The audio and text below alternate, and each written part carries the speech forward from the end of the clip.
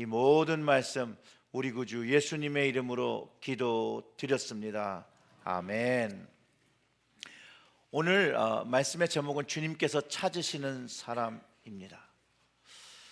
요한복음 4장 23절을 통해서 주님은 이렇게 말씀하십니다. 아버지께서 참되게 예배하는 자들을 영과 진리로 예배할 때가 오나니 곧 이때라.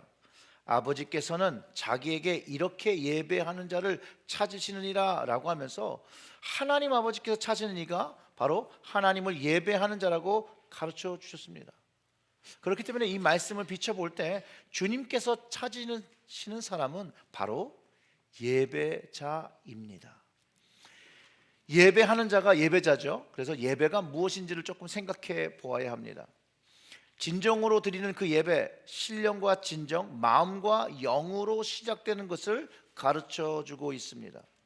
예배란 말의 그 원어의 뜻은 프로스케네오라고 해서 프로스는 뭐뭐에게 입을 맞추다, 퀘네스 입을 맞추다라는 그 합성어입니다.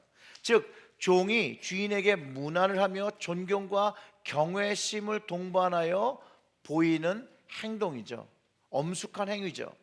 즉 예배자는 하나님을 존중하고 경외하면서 순종하는 마음으로 자기 자신을 숙여 하나님을 바라보는 사람이라는 거예요. 하나님이 무엇이라고 말할지 귀를 기울이고 하나님이 말씀하시면 그것에 순종하겠다는 마음을 가지고 바라보는 사람. 그렇기 때문에 이 예배의 중심은 바로 마음에 있고 영에 있습니다. 이것이 준비되어야 되는 것이죠. 이 마음과 영이 준비되어 하나님을 닮고자 하는 마음으로 예배를 하는 것을 하나님이 기뻐하신다라는 거예요. 그렇기 때문에 예수님은 이 땅에 오셨을 때도 예배자, 즉 그 마음과 영이 하나님을 바라보는 자들을 찾으셨다라는 거예요. 즉 예수님은 이 땅에 오셔서 훌륭한 리더를 세우신 게 아니라는 거예요. 훌륭한 지도자들을 찾으신 게 아니에요. 그렇다면 이미 잘 훈련된 제사장들과 율법사들이 있었는데 그들을 제자로 세웠지 다른 사람들을 제자로 세우지 않았을 거라는 거예요. 예수님이 제자로 부르신 사람들의 모습들은 하나님을 경외하고 예수님을 그 그리스도로 메시아라고 고백하고 그들의 마음의 주님을 받아들인 사람들을 리더로 세우시고 제자로 만들기 위해서 양육하셨다라는 것을 우리는 성경을 통해서 배울 수 있다라는 거예요. 주님이 찾고 세우신 사람은요 어부였어요. 어부. 세리였고요 죄인이었다라는 거예요.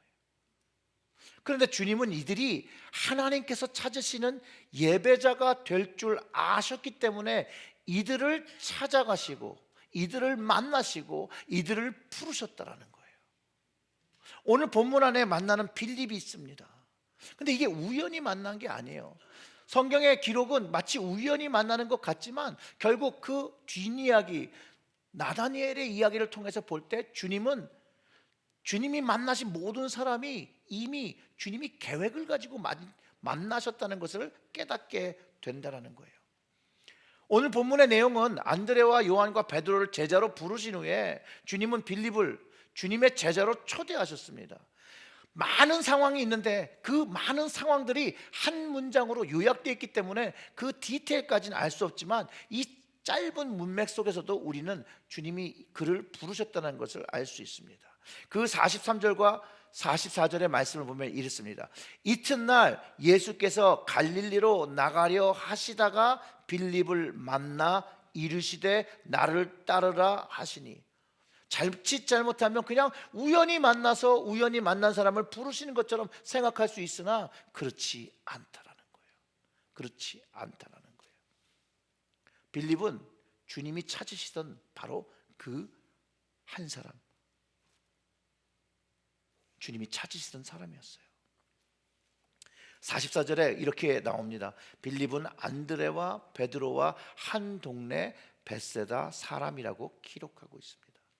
이 짧은 글에는요 빌립의 순종이 이미 담겨 있어요. 한 동네 사는 안드레와 베드로가 주님을 부르실 때 순종하였잖아요. 예수님이 복음서를 통해서 제자들을 부르실 때 다 같이 응답하듯이 이 빌립도 주님을 순종하여 따랐다라는 거예요. 이 순종했다는 모습을 정확히 기록하고 있지만 빌립의 변화, 빌립이 나다니엘로 찾아가는 그 모습 속에서 우리는 그 주님의 응답을 받은 자로서 우리는 기억할 수 있다는 거예요.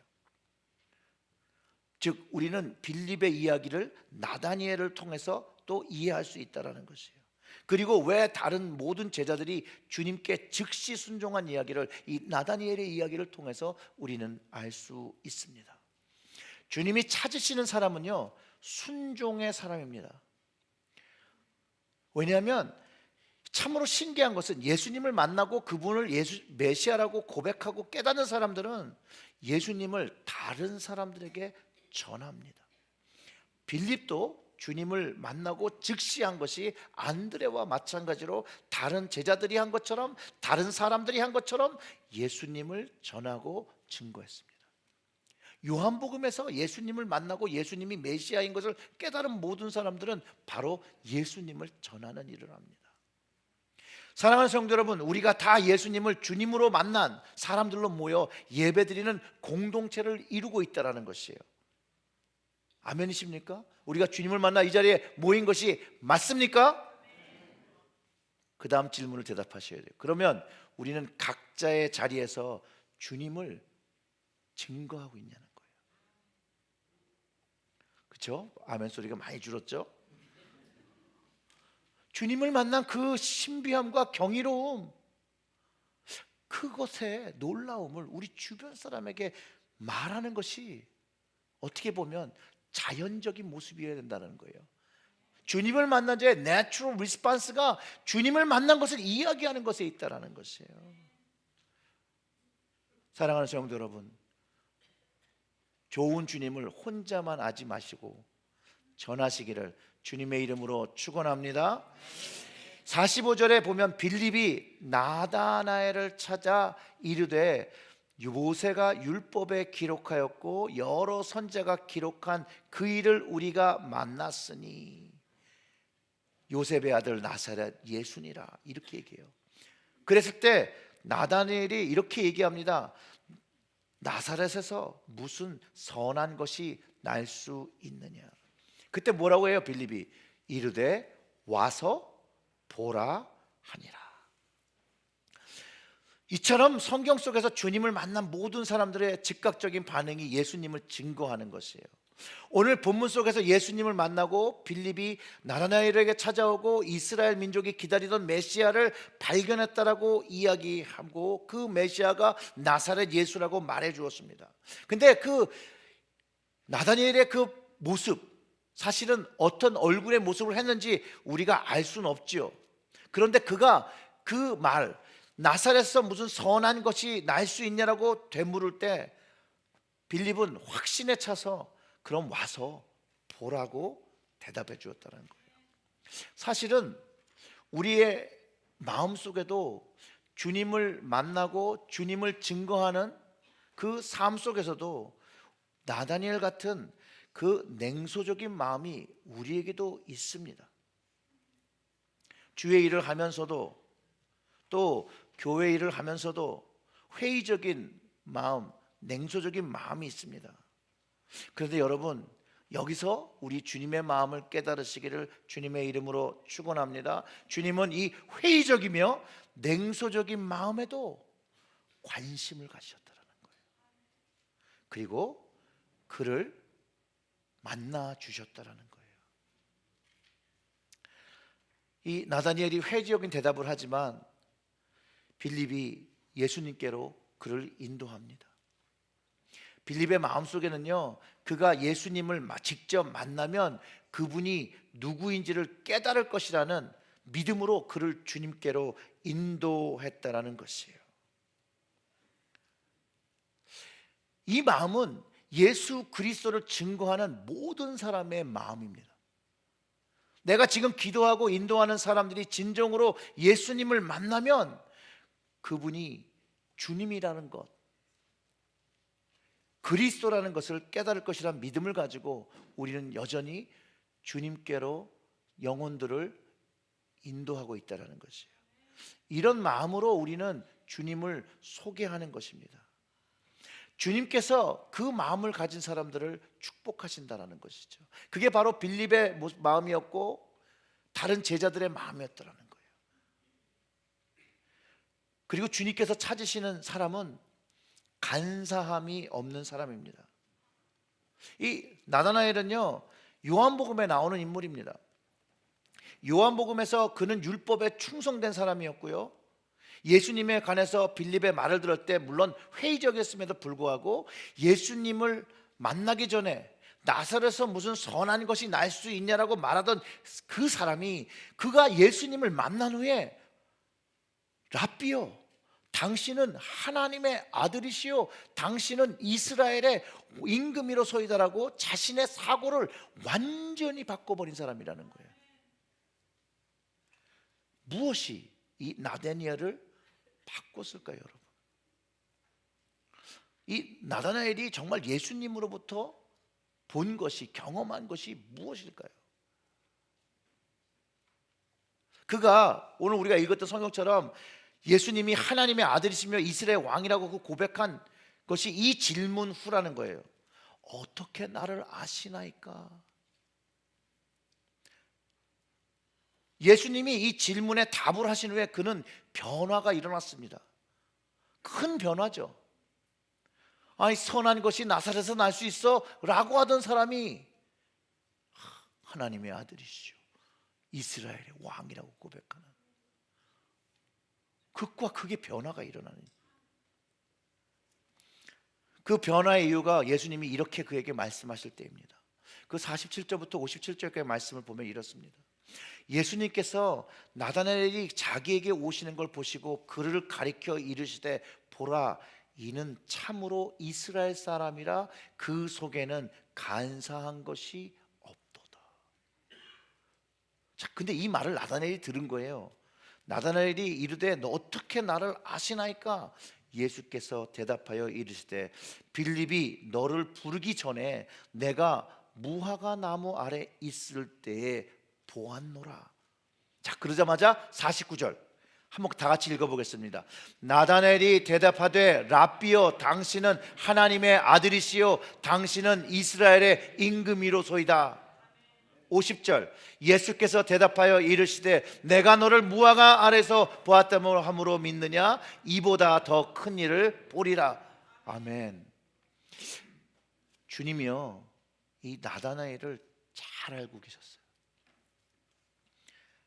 예수님의 그 하나님 아들 되심을 나타내는 것이죠. 신성을 나타내는 모습이죠. 나다나엘은요, 예수님을 처음 보는 순간이었어요. 빌립이 이야기해줘서 그 마음속에 회의적인 마음이 있었는데, 근데 예수님이 이 나다나엘을 알고 계셨다는 거예요. 그 이전에 알고, 그 나다나엘이 하나님께서 찾으시는 예배자라는 걸 아셨어요. 그 마음에 간사한 것이 없고, 즉 그 말과 행동이 일치되어지고 진정성을 가지고 있다는 것을 말씀하셨어요. 그가 정말로 하나님께서 주신 언약을 믿으며 그 언약이 성취되기를 소망하며 기도하는 사람이라는 것을 예수님이 이미 알고 계셨고, 그를 누구인지를 가르쳐 주셨다는 거예요. 그 마음에는 간사한 마음, 두 마음을 가져본 적이 없고 오직 하나님만을 바라보며 그 마음으로 의지하는 그런 사람이었다는 거예요. 하나님을 더 깊이 알고 하나님의 율법과 규례를 배우고 지키고 행동하는 그 순종의 사람이었다는 것을 주님은 이미 알고 계셨다는 거예요. 빌립이 데리고 오기 전부터 알고 계셨다는 것이에요. 나다나엘이 무화과 나무 아래서 더 깊게 율법을 배우고 말씀을 묵상하고 기도한 것을 예수님이 알고 계셨다는 것이에요. 그때 그 예수님의 말씀이 선포되어질 때 이 나다나엘이 그 항거할 수 없는 힘에 이끌리며 예수님을 하나님의 아들이라고 고백했다라는 거예요. 자신의 마음이 꿰뚫어져가는 그런 것을 예수님의 말씀을 통해서 경험하는 것이죠. 그리고 자신이 생각하고 있던 것을 단번에 모두 버리고 이제 그 예수님을 하나님의 아들과 이스라엘의 임금이라고 고백한다라는 것이에요. 그 왜 그런 줄 아세요, 여러분? 나다니엘이 자신이 기도할 때 그 예수님은 없었거든요. 자신이 기도한 자리는 자신만 알고 있었거든요. 자신이 기도한 내용은 자기만 알았거든요. 근데 그 내용을 예수님이 알고 계시고 예수님이 그것을 말씀하시는 거예요. 빌립이 오기 전에 나무 아래서, 그것도 무화과 나무 아래서 자신이 무엇을 하고 무엇을 기도한 것을 알고 계신 그 주님을 경험하며 그 예수님이 말씀하실 때 자기의 기도의 제목의 응답을 그 주님으로부터, 예수님으로부터 들을 수 있었다라는 것이죠. 이스라엘 전통에서 무화과 나무 아래서는요, 기도도 하고 말씀을 묵상하고 율법을 묵상한다라고 합니다. 물론 우리가 사실은 나다니엘이 나무 아래서 기도를 했는지 묵상을 했는지 잡생각을 했는지 우리는 모르죠. 하지만 주님은 아셨다라는 거예요. 그가 이스라엘을 위하여 정말로 진심으로 기도하고 그 마음에 이스라엘을 걱정하고 이스라엘의 변화를 위하여 기도하고 혼자 그 외로움을 가지고 기도하는 그를 아셨다라는 것이죠. 그 나다나엘의 고민이 거기 있는 거예요. 자신이 이스라엘을 걱정하며 기도하며 다른 사람들과 이것을 이야기할 때 다른 사람들은 관심이 없었거든요. 다른 사람들은 자신의 삶에 너무 바쁘고 그 이스라엘에 대한 마음을 이해하지 못하고 이야기 나누지 못하고 그는 홀로 무화과 나무 아래서 기도하고 있었다는 것을 예수님이 아셨다는 거예요. 주님이 그 은밀한 장소에서 은밀한 기도 들으신 그것을 아신다라는 거예요. 사랑하는 성도 여러분, 여러분들이 기도하시면서 주님이 들으시나? 정말 내 기도를 들으시나? 그런 생각이 드실 때 이 말씀을 듣고 여러분 확신하십시오. 우리 주님은 우리의 기도를 들으십니다. 그 은밀한 기도를 들으십니다. 그 안타까움을 주님은 아십니다. 그 마음을 찾으신다라는 거예요. 사람들은요, 다 자기만의 자리를 있기를 원해요. 다 자기의 은밀한 장소를 가지고 살아갑니다. 이게 사람의 습관이자 습성이에요. 여러분들도 다 여러분들의 장소를 소유하길 원해요. 나만의 것이라는 것들을 우리들은 너무 좋아해요. 그래서 하물며 교회에도 내 자리가 있습니다. 맞습니까? 웃는 걸 보니까 있으시네요. 그리고 내 자리를 주장하고 내가 앉는 자리를 항상 조언합니다. 그리고 만약 교회를 왔는데 교회 내 자리에 다른 사람이 앉아 있을 때 그 주일은 그렇게 기쁘지 않습니다. 이거 실제로 있었던 얘기예요. 어떤 목사님이 주일에 그 변화에 대한 것을 이제 설교하시기 위해서 회중들에게 오늘은 한번 우리가 변화를 위해서 한번 이쪽 왼쪽과 오른쪽 계신 분들이 좀 바꿔 앉아 보세요. 설교 중간에 그러셨대요. 그랬더니 이 교우들이 이렇게 다 순종하면서 바꿔 앉았다라는 것이에요. 그러면서 바꿔 앉은 거에 대해서 어떠냐고 그러니까 괜찮다고. 어렵지 않았냐고 그러니까 어렵지 않다라고. 그러면서 이 목사님이 거기서부터 우리의 삶도 변화가 되려면 이렇게 작은 것에서부터 시작합니다. 단순한 변화지만 이 변화가 주면 큰 변화의 시작이 됩니다. 조금 것부터 시작하면 됩니다. 조그만 것부터 우리의 신앙의 모습을 바꾸면 큰 것으로 바뀌어질 수 있습니다 라고 이야기를 하셨다는 거예요. 그러면서 회중들한테 이해가 되십니까? 그러니까 아멘 이렇게 하더래요. 그래서 오늘 내 예화에 동참해 주셔서 너무 감사하다라고 감사를 표하자 그 회중이 각자의 자리로, 자신들이 앉았던 자리로 다 돌아가셨다라고 해요. 인간의 습성이에요. 잘못됐다라고 얘기하는 것이 아니에요. 그런데 이 습성을 잘 이용하면 하나님께 영광 돌리는 습성이 된다는 거예요. 나다니엘의 습성의 자리는 기도의 장소인 무화과 나무였다라는 것이에요. 기도의 장소였다라는 것이죠. 그의 습관의 그 자리는요, 하나님의 말씀을 묵상하는 자리였다라는 것이죠. 그의 은밀한 그 장소가 무화과 나무였다라는 것. 그가 이스라엘을 위하여 눈물 흘린 곳, 자신이 외롭게 기도한 그곳, 그가 이스라엘의 열정을 가지고 생각한 곳, 그러나 그 누구도 그의 이야기를 귀 기울이지 않고 외롭게 기도하던 그곳, 바로 무화과 나무였더라는 거예요. 나다니엘은 예수님이 그런 자신의 마음을 알고 계신 것을 경험했더라는 거예요. 이야기 처음으로 돌아가면요, 빌립이요, 예수님을 만나고 가장 먼저 떠올린 사람이 나다니엘. 그를 알았기 때문에 예수님을 소개한 거예요. 그가 그렇게 늘 자기의 삶 속에서 말하던 것, 야, 이 사람이 들었으면 제일 좋겠다라고 생각한 사람을 데리고 나온 거예요. 사랑하는 성도 여러분, 우리에게 체리힐 제1교회가 바로 이 무화과 나무 아래가 되어야 됩니다.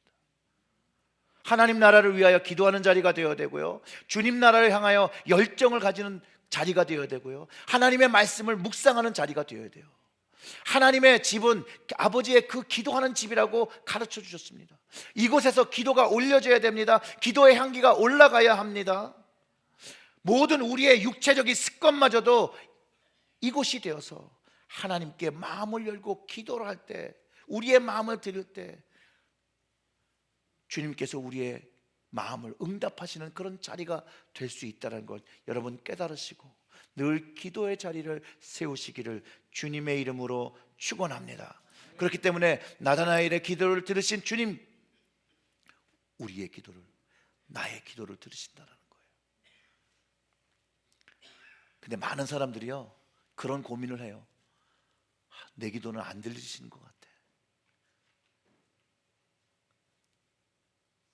여러분들의 오해입니다.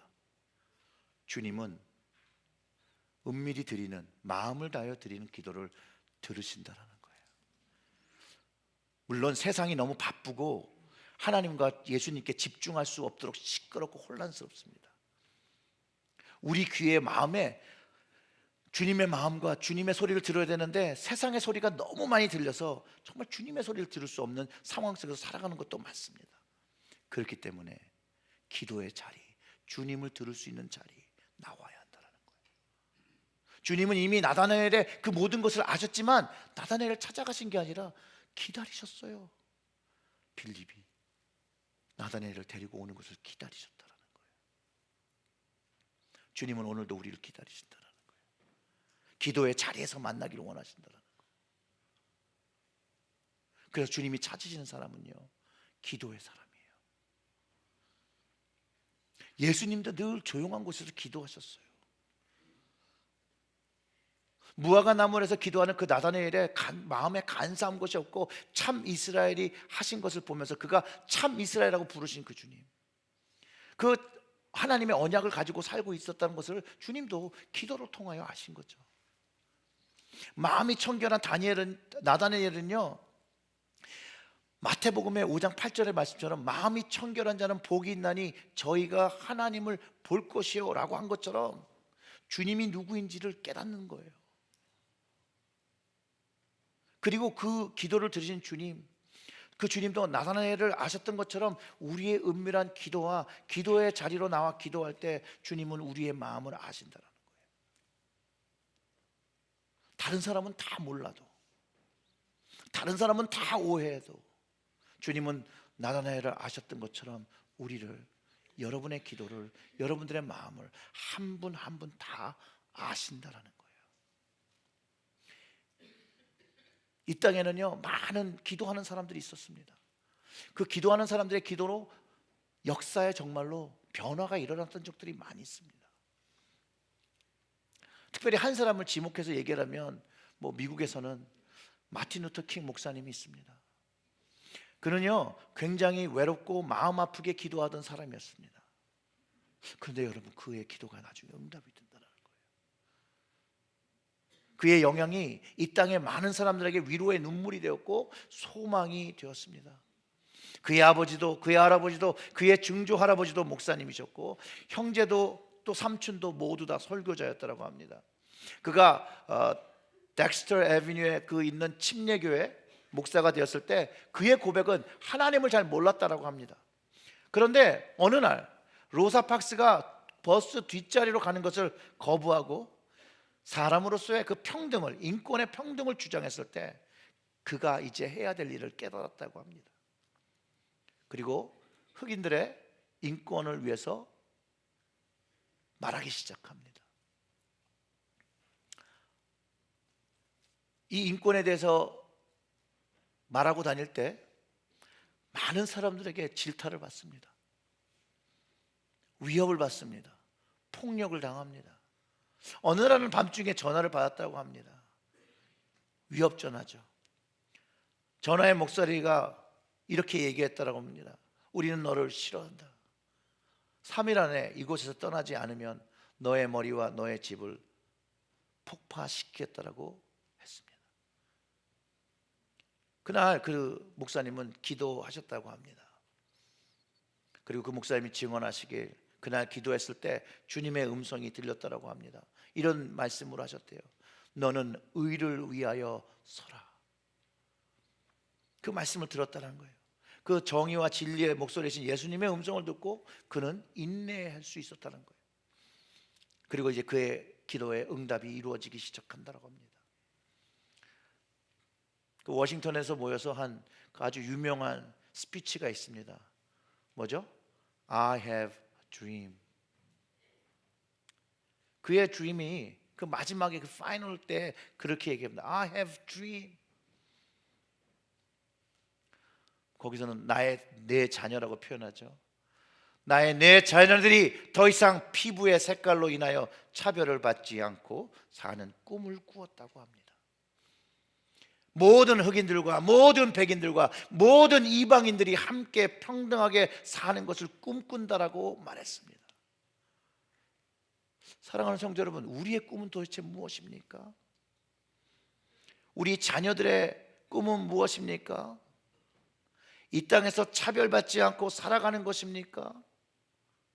여러분, 나다나엘의 꿈은 무엇이었을까요? 그러면 이 질문하면 우리에게 오늘 질문해야 될 질문은 주님의 자녀로서 꾸어야 할 꿈은 도대체 무엇입니까? 사랑하는 성도 여러분, 꿈은 이루어집니다. 그냥 이루어지는 것이 아니라 우리의 꿈은 기도로 이루어집니다. 하나님이 응답하셔서 이루어집니다. 내가 할 수 없는 것 같지만 주님께서 그 마음을 들으시고 기도를 들으셔서 응답됩니다. 왜냐하면 우리 주님은 우리의 은밀한 기도를 들으시기 때문입니다.